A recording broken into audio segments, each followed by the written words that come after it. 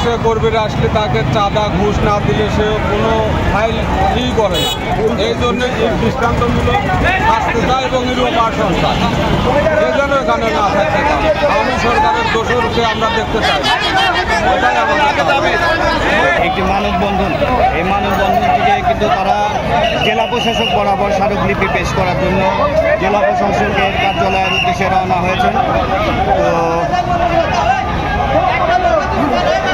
এই মুহূর্তে আমরা দেখতে পাচ্ছি,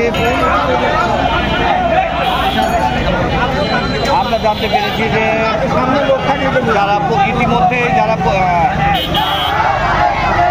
দীপক কুমারের দ্বারা ইতিমধ্যে